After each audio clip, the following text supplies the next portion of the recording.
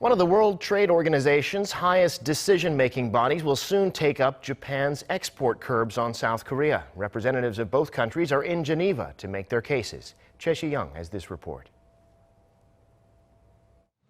South Korea's Trade Ministry says its Deputy Minister for Multilateral and Legal Affairs, Seung-ho, will attend a meeting that will take place in Geneva on Tuesday. Arriving in Geneva on Monday evening, Kim said that the Japanese government is already violating WTO regulations with its export curbs and that cutting South Korea from Tokyo's trade whitelist would further breach the global trade rules.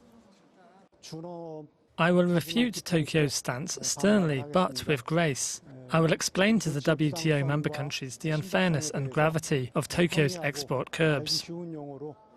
Among many possible arguments, he is likely to refer to the General Agreement on Tariffs and Trade, or GATT.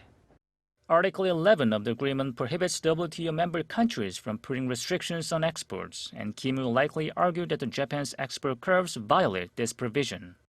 And on Japan's move to take South Korea off its trade whitelist, the deputy minister can argue that Japan is violating the most favored nation rule aimed at giving equal treatment to all other WTO countries, a rule guaranteed under paragraph 1 of Article 1 in the trade agreement. The Council, which is made up of representatives of 164 countries, functions as the WTO's top decision-making body aside from the ministerial-level conference that's held every 2 years. Seoul aims to win other countries' support so it can heighten pressure on Tokyo.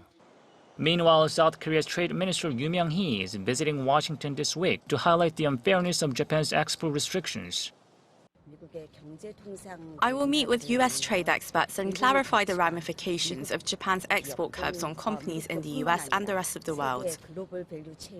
It remains to be seen how the international community will react to the remarks made by Seoul and Tokyo during what promises to be a tense council meeting in Geneva.